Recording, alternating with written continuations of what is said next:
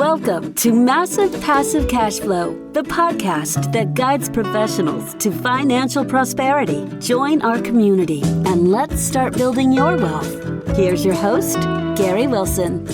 Welcome back to the Massive Passive Cash Flow podcast. I'm Gary Wilson, your host, and I'm glad to have you back on the show. We really appreciate you participating. And if you haven't subscribed, please feel free to do that on whatever channel you're on. We're on 30 different channels. Just pick the one you like. And before you leave the internet, go visit globalinvestoragent.com because the market is changing. And this is where you find agents who are trained to work with you. They are not typical agents. They know how to identify, analyze, and negotiate on and off market deals. Okay, they got all the tools and all the strategies. And if you are an agent, man, if we see the market, guys, believe me, we're in it. Okay, we know what volume is doing. We know the directions it's going.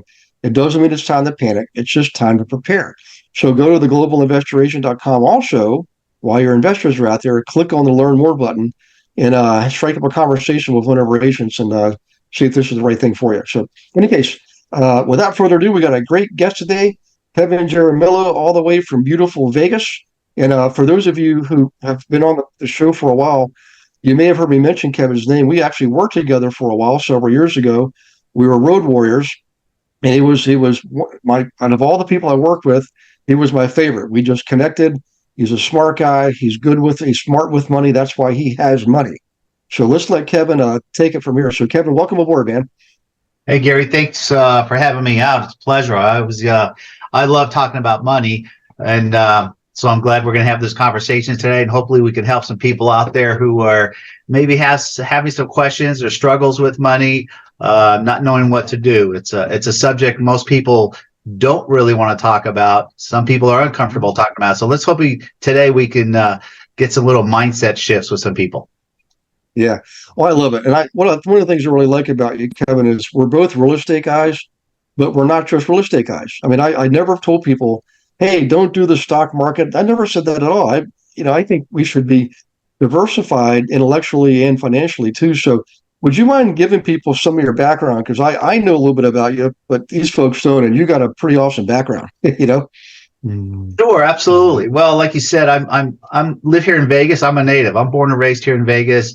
I come from a family of entrepreneurs, and so I actually became an entrepreneur probably when I was about 24 is when I decided to walk away from that current job at the time. Just for me, I felt like having a job. There was a ceiling. I could only go so far. And I've always been a pretty creative person. And so the family here in Vegas was in the landscape construction industry, still is. I still have family out there with huge companies that do that. And I did that for a long time with my wife. But around 2012, when our economy was hurting pretty bad, I ended up shutting my company down and jumping into real estate. And I had a conversation with a gentleman who asked me a question that I've never been asked. And I asked people this question, and he asked me, hey, how many streams of income do you have? And I thought about that for a second. And I'm like, well, what do you mean? How many streams of income? I have I have a job. I have one source of income.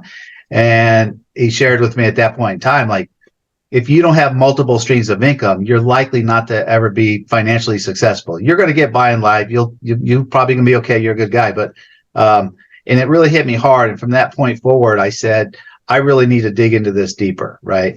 Because when 2008 hit, and we know the unraveling of what happened in this country, that it hit me as hard as, or harder than it hit a lot of folks, because I was investing in real estate.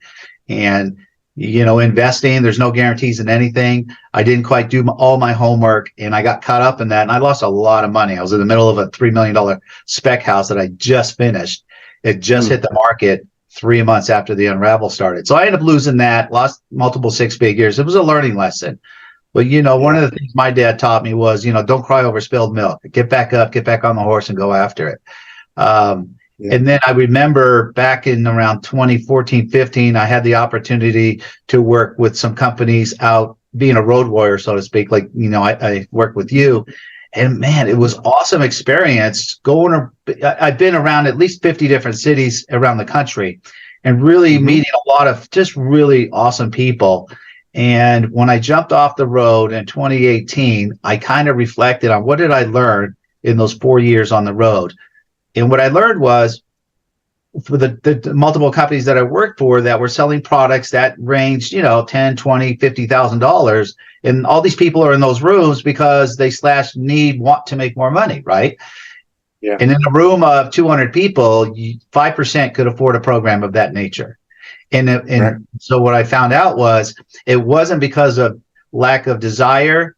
It was lack of money.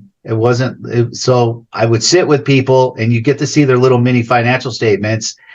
And I found out over time, and I've interviewed literally thousands of people, thousands of conversations, that, man, there is a lot of hardworking folks in this country on every corner of the country.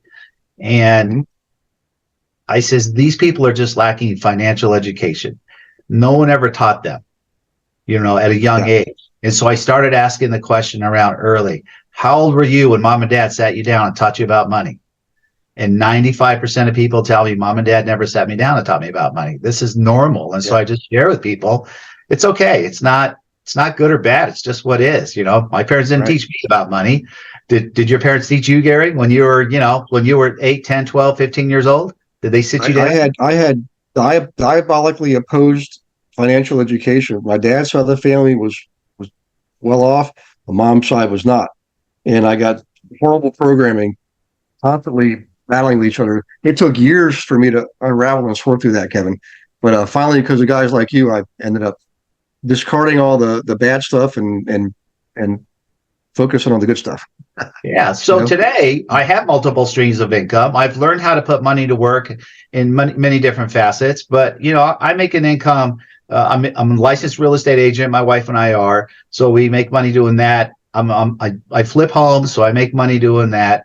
I still go out there and do an occasional construction project because people will call me because they know, because I did it for 30 years, and they'll do that. And now I have my financial education programs that I have available for people, and I have that stream of income. Again, and then your typical, investments that I'll leverage through the market. So I just try to teach people the more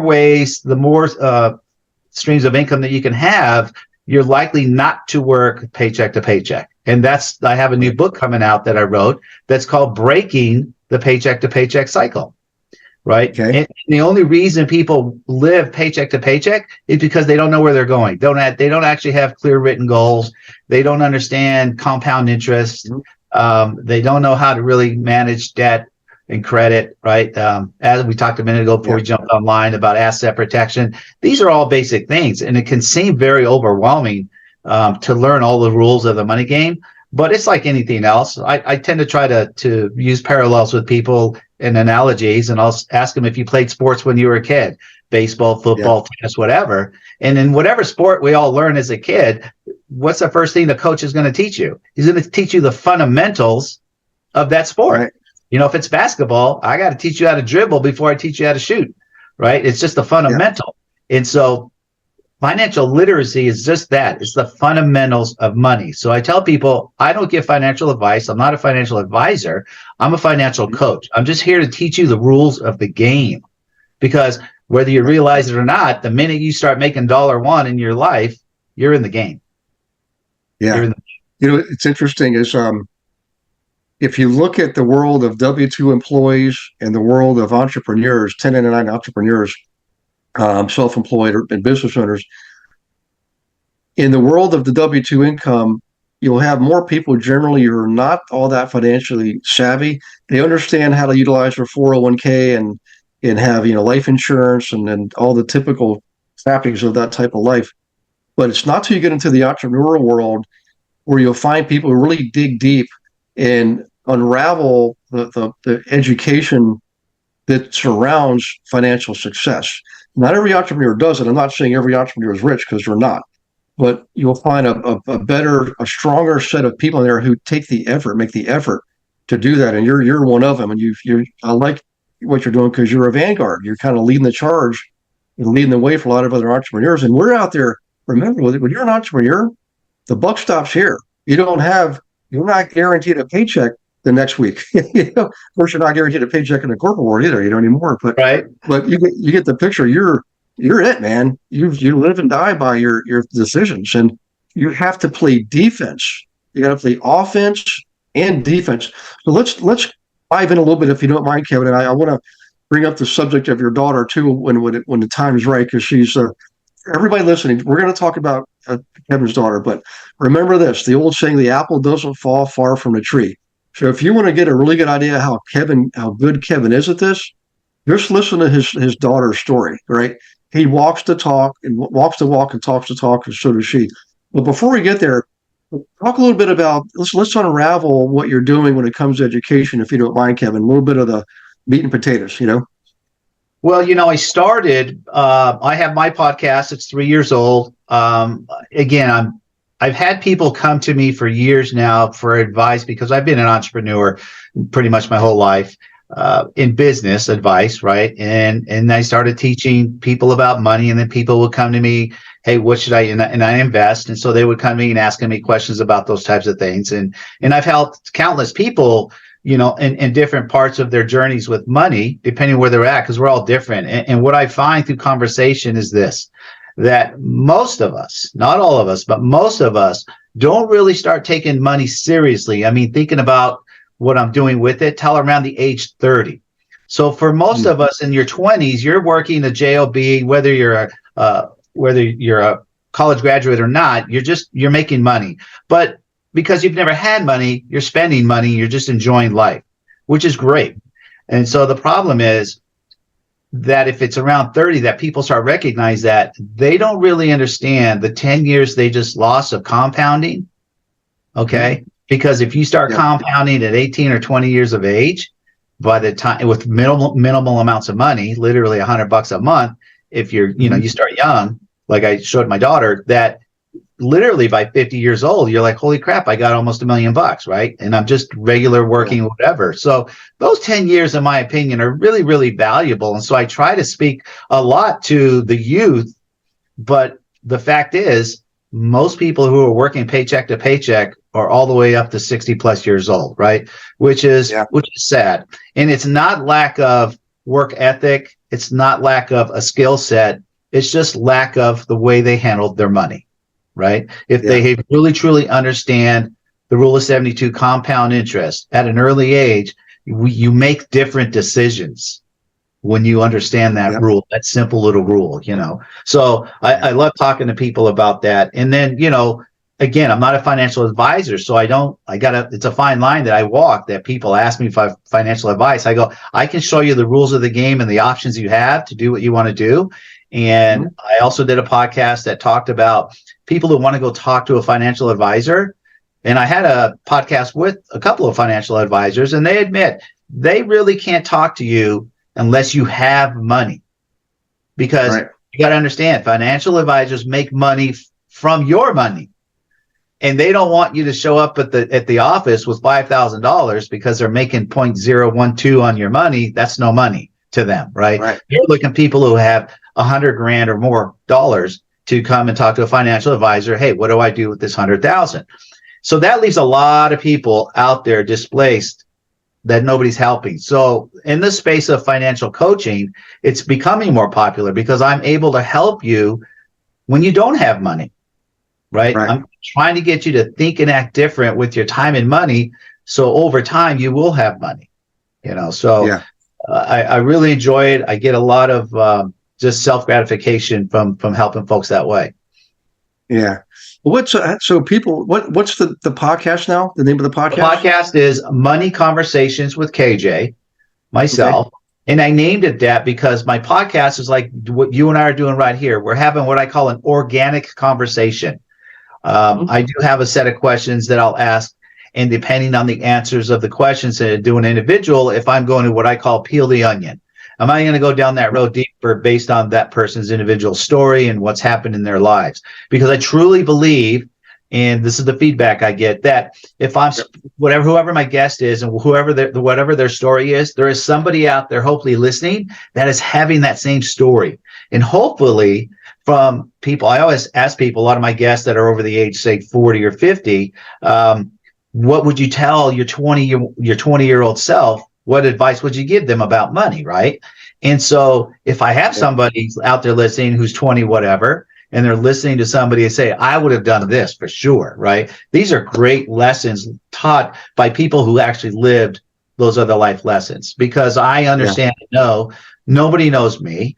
I have no credibility with 99.9% of the people who listen to me because they don't know who I am. So I want them to listen to the stories of real people, real positive and negative stories about money, and hopefully learn from them, right? Because we all learn third-party stories are the strongest.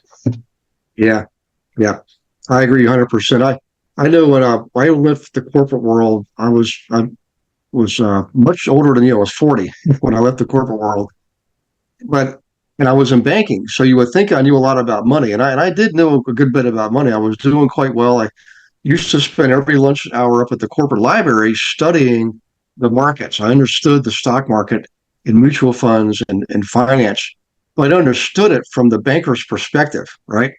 And it's interesting, if you really want to see how the world works in terms of money, study accounting from your perspective as a consumer, and then study accounting from a banker's perspective, right? It's the exact opposite. What you and I consider an asset, our property, right, is really not a real asset. I mean, it depending on your definition, it might have to produce income. It has to be an income producing asset to really be an asset, right?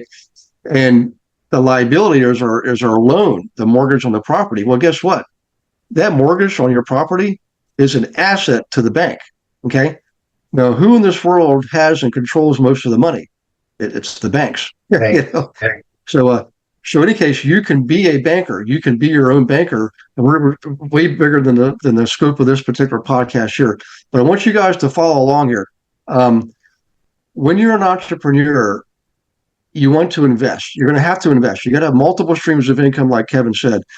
Some of them can be active, like Kevin was a builder. He's also a realtor, like me. I have a real estate license. I don't actually show people houses. We just do the investing thing. But I've never been a builder. However, I've remodeled hundreds and hundreds of properties, So I developed those skills that I can use to actively produce income, but I also have developed knowledge to be able to passively generate revenue as well. And that's one of the things that Kevin is very good at, as well as playing defense. He understands how to minimize your tax burden by using structures that the government gives us to use in the IRS code, like a Roth IRA, for example. So can we dig in a little bit, Kevin? I think people get, like, we have dentists listening. They understand they are actively producing income there, but on the passive part, I know you mentioned you're using the Roth IRA with your daughter.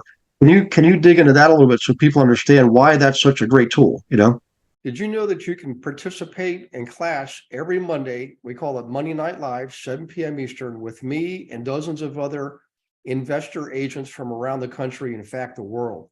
Every Monday, totally free. No selling, no recruiting, just straight up education on anything and everything in real estate. And we have a lot of good guests coming on once or twice a month, bringing in expertise on subjects like how to buy a house with crypto. Okay. How about them apples? What about AI? How's AI affecting our business?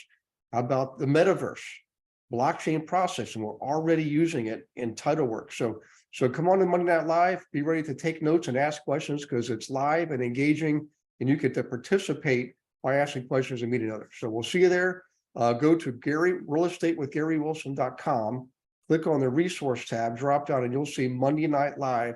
And in there, you can see one of the most recent classes. But more importantly, you can register for class, as many as you want, going up to like the end of the year, I believe. So in any case, do that. We'll see you on Monday Night Live. Look forward to meeting you in person. Take care. Great question. I think the first thing that people need to make a decision on is, yes, do I want to be an active investor or a passive investor? And before that, you have to realize you must be an investor. Warren Buffett has a saying, until you learn how to make money while you sleep, you will work until you die. Right? Which means my money has to make money. My money has to go to work. And I try to teach people nothing makes more money than your money. So your job is to trade value or time, whatever you're doing. And when you get that money, your paycheck or, however you're getting that, your job isn't to figure out, I want to live a higher, better lifestyle. Your job is to take that money and put it to work, the good chunk of it. In the beginning, your financial advisors are going to tell you, you should put minimum 15% of your income to work in investments. Mm-hmm.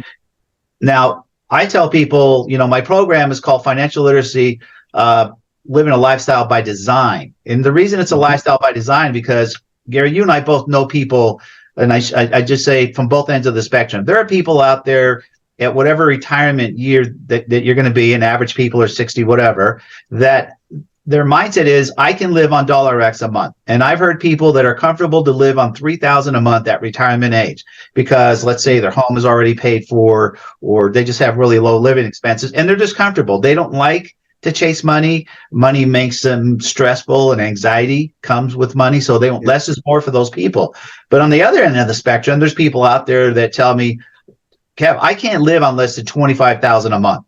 My whole nut, I need $25,000 a month. That's a lot of money, right?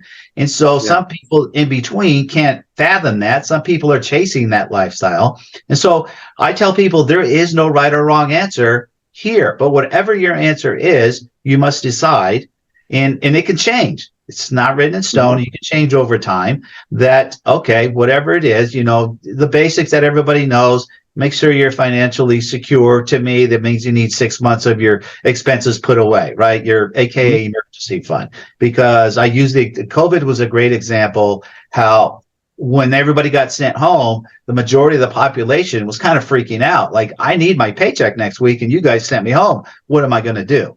Right. And then there's a percentage of the population that was, like I talk to my daughter, myself, like, I'm fine. I have money. I'm not worried on a weekly or biweekly paycheck, right? So it's extremely important to just get to the basics with money and get yourself a financial nest egg put away. So when things happen, you could get sick, you could get hurt. Again, the country shut down on COVID. Will it happen again? I don't know. We all hope not, but we don't know. Right. And so the better position you could put yourself in, and which means pay yourself first, right? I love following Warren Buffett, and he's a big advocate. And this is what I teach most of my folks who are living paycheck to paycheck. I know you think it's impossible. You're living check to check. Every penny's accounted for. The reality is, for most people who track their money on a daily basis, which you can do with free apps that are available, like mint.com, right? You can go on there, you connect your cards to it, try not to spend cash. You'll know exactly where you spend your money. And when you review, I call it the report card at the end of the month, and it shows you, I went to Starbucks 18 times and spent $247 last month. Well, guess what? Yeah. I'm broke because I'm spending $250 a month on coffee when I could just make it at home, right? So I say, to me, it's more important that folks create a habit than the dollar amount they start with. And I share in my trainings, start $5 per paycheck, $10 per paycheck, whatever it is. And as you bring your debt down or your income up, increase what you can put away. And listen, the sun's going to come up every day. If you're 20, you're likely to be 70. You got 50 years to go. Don't worry about it. Just get in a habit of putting money away and try to raise that habit as, again, you either making more money or getting rid of debt. Debt's another. I call debt is a money cancer, right? People, we're so bombarded, just every commercial, everywhere you walk, right? There's a sale wherever, and some people are just attracted. I mean, they don't realize that every time you see a sign that says sale, it's by design to get you in the store. Yeah. It's by design. Absolutely. To get in that store and spend whatever it is you're going to spend. Buy the sale item, buy more than the sale item. It doesn't matter. You cannot go anywhere where there's not a sale, whether it's the grocery store or Dillard's or wherever. I mean, but that's marketing. The marketing experts know how to read people, and it's their job to get you to spend your money. So, but that's why people live paycheck to paycheck. I know people that make $200,000 a year live paycheck to paycheck. And you wonder, like, what do you mean? How can you make $200,000 a year and live paycheck to paycheck? Well, because you got two brand new $100,000 cars in the driveway, right? Yeah. You notice that they're going on vacation every 3 or 4 months, and they're wearing really nice designer clothes. This is how you live paycheck to paycheck. If you make $200,000 a year, you're just buying the higher end stuff in life, right? That's available to us. So it's really, again, basics, thinking and act different with your time and money that will get you to actually get comfortable with money. I don't like to use the word rich. Not everybody aspires to be rich. You want to be comfortable. And Gary, share with people, because I know you've been debt-free a long time. Living debt-free is such a comfortable feeling. Oh my gosh. You sleep so much better at night, not worrying about, I get paid Friday, but my power bill's due Thursday. What am I going to do? Yep. in that scenario I happens agree. all the time. But when you're debt free and you don't have to worry about the basic bills of life, you can really, really enjoy life. Yeah, I agree. And it's basically an oxymoron because the the businesses that are promoting you or encourage you to go into debt is so they're saying so you could enjoy life now. That's what they're saying. Why wait? Why not borrow money to buy this and buy that and buy the other things? And it's a horrible habit to get into. I mean, I've seen it in my own family, and it piles up and it goes the wrong way. It spirals down. If you start off early, guys, start off, and as soon as you start working, and in fact, do like Kevin did with his children, my parents did with me, at least my dad. We put away 10% of everything we had from even when it was a nickel. That's what we put away, a nickel. So that habit of putting away 10% grows as your income grows and your revenue grows. So 10% of $1 million is $100,000. Not too shabby, right? But you started the habit when you were in grade school. If you didn't start in grade school, start now. The bottom line is I don't go into debt for anything.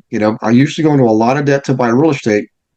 And one of the happiest days of my life was paying off that last mortgage. And I was 8.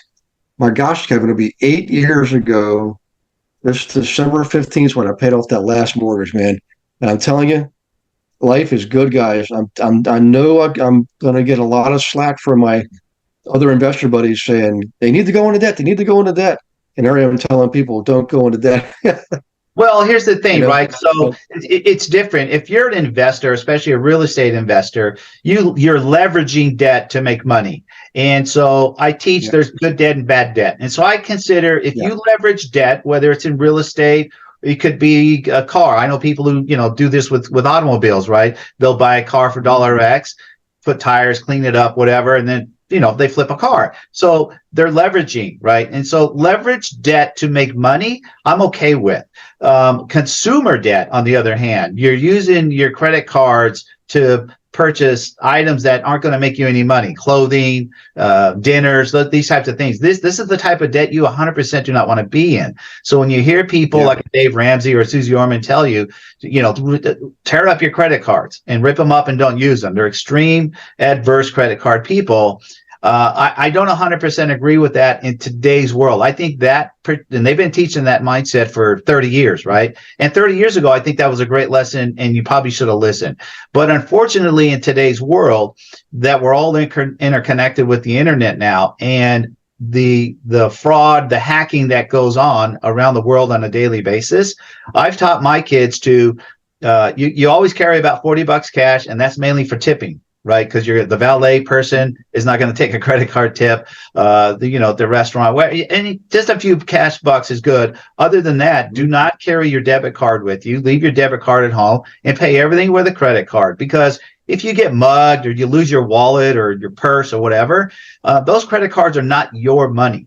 That belongs to that credit card company. They're insured if whatever thief tries to rack up whatever expense on that, you're not liable for it. But if someone gets a hold of your bank account, your debit card, and cleans you out, it's going to take a while. It's going to hurt. In most cases, you're going to get most of your money back, but in most cases, not all of your money back. And more importantly, if you are living a paycheck to paycheck lifestyle and that happens to you, you're in a world of hurt.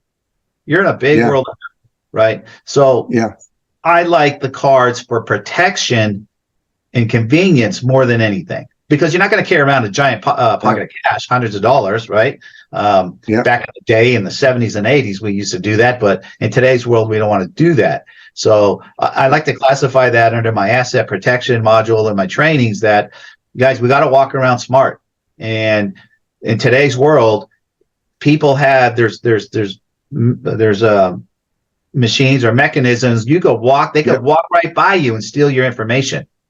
Literally, they don't even need your card, right? And they can steal your information. And so your information is the most valuable thing on the planet. Data is the most valuable currency working. So we have to protect our data. But it's, again, talking about my daughter, and I have 4 kids, and Faith is my youngest. And for all of you guys out there listening that have kids, and I like to share with people. So I have kids ranging from 24 to 40 now, right? I said, well. like my oldest one, she just turned 40 this past summer. And I said, well, I've never been the father of a 40-year-old. So I'm not sure how to act with a 40-year-old. But you can use that same analogy if you're a first-time parent. You've never been a parent. I've never been a parent of a 13-year-old, let's say, right? These are learning curves. So as a parent of multiple kids, we've learned things along the way. And so I try to teach my older kids the same things I teach Faith, but they're adult children. And as any people, if they're not ready to receive information, they're not ready to receive it, right? I like to say it's almost like drug addicts don't get help until they hit rock bottom. You cannot help a drug addict when he's in the middle of, doing his or her, whatever they're doing. Until they hit rock bottom and they tell themselves, I need help, you can't help them. They won't let you. And so I knew that I started teaching financial literacy to my youngest when she was 15 years old, right? And in the podcast you heard her, she didn't know why I was teaching her that stuff at that early age until later. And then now she's thankful that I did teach her, right? But yeah, I would have weekly conversations with her, different lessons, third-party teachings. Jim Rohn was an incredible individual that taught some amazing lessons. And if whoever out there has never heard of Jim Rohn, who passed a few years ago, you can just go to Google or YouTube or anywhere and listen to any of his life lessons, and they're really fantastic. I highly recommend him. Tony Robbins is another good one. Tony wrote a really good book called Unshakable a few years back. I share people to read that book because he interviewed 10 billionaires and asked them how'd they do it, what'd you do, and what's your advice to the average person out there. And the advice was so simple. When we talk about investing, unless you get really hungry of knowledge and wanting to learn about investing, and most don't because it can be very complicated, the billionaire suggests, keep it simple then. Open your Roth IRA, open a couple of index funds, and let it ride. Let compound interest do what it's going to do, and you're going to be just fine. And so for the dentist out there or the doctors, and I interviewed those people, everybody assumes if you're a doctor, a dentist, or an attorney that you have a lot of money. And that's nowhere near the case. I know all three, and they're great. Doctors are great at what they do. Dentists are great at what they do. But guess what? They never learn. They never learn how to handle money correctly. They just learn how to make it. And I put that out there. This is why people can make multiple six figures a year, not have money, because they learned whatever their skill set was, and they got great at it. They got proficient at it, but they never learned money. So there's people. And so my daughter, who's old, she's 24 now, and she's still to this date, I think her highest wage earning is around $16 an hour. But she has a nice 5 figures put away into her retirement accounts, cash savings, bought her own condo, buys her own car.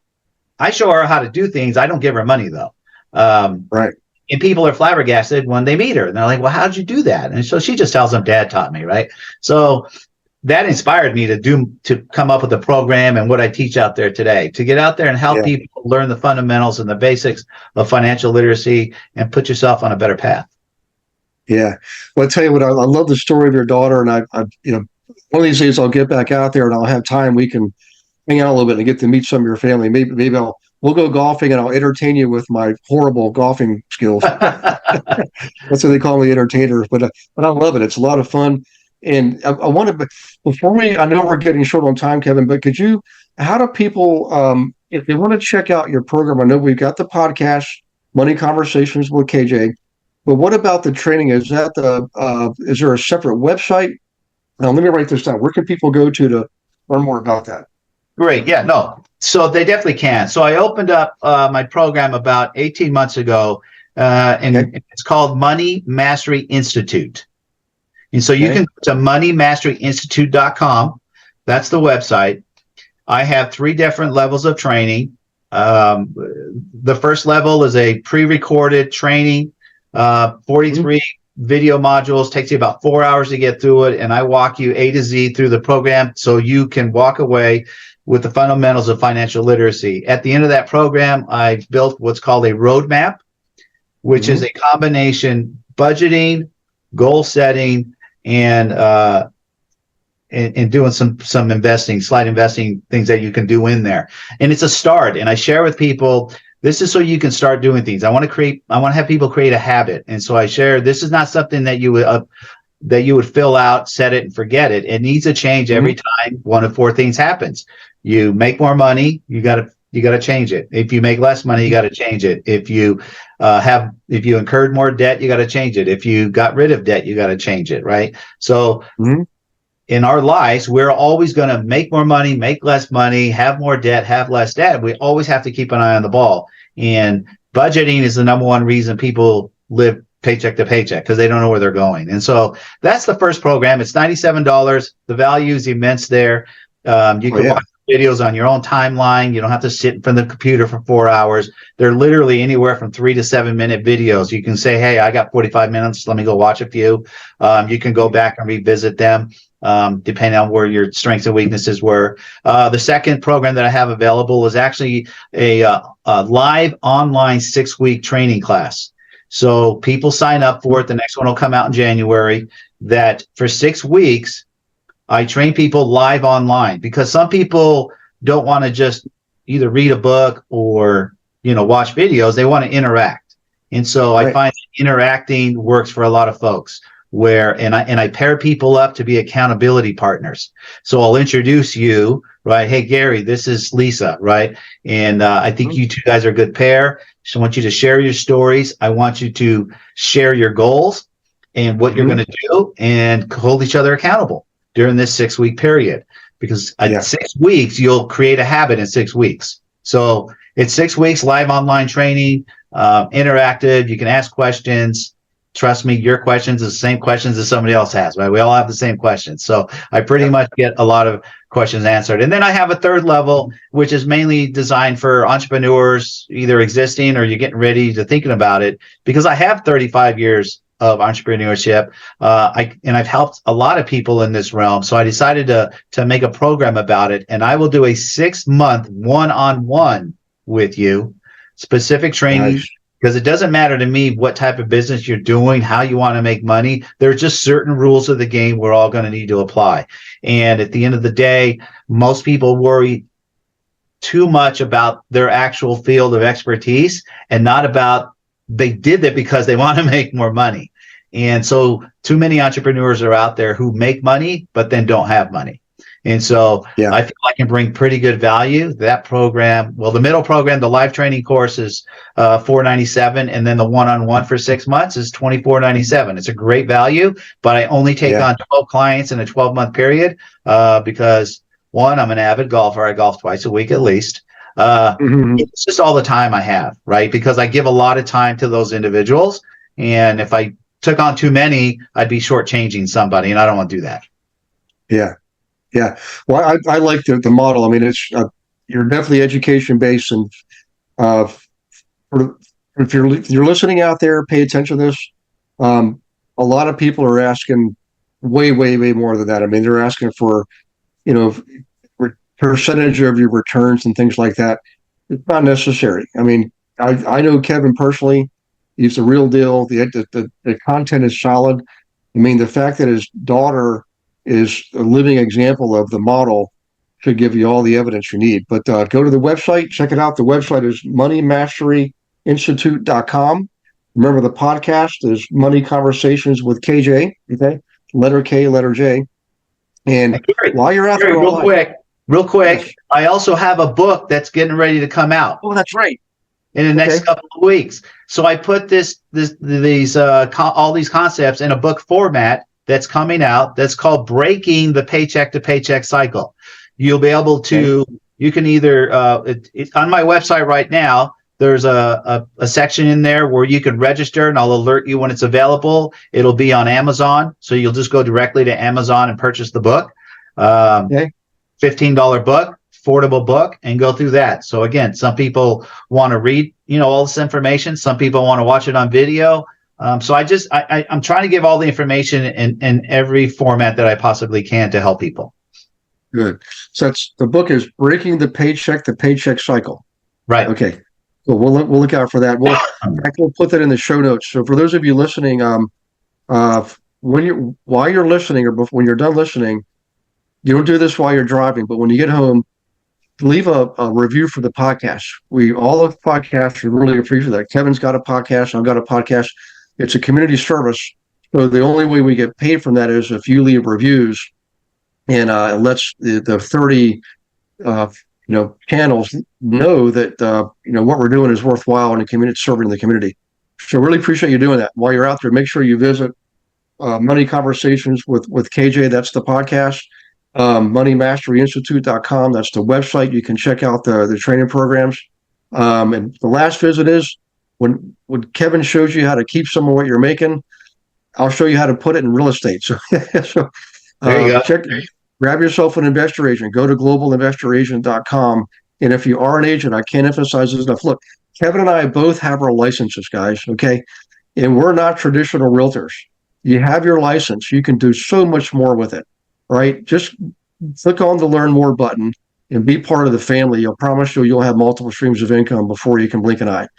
So you guys take care of yourselves. God bless you and your families. And we will see you on the next Massive Passive Cash Flow podcast. Thanks for listening to this episode of Massive Passive Cash Flow. Be sure to go to realestatewithgarywilson.com to join our community and start building wealth today.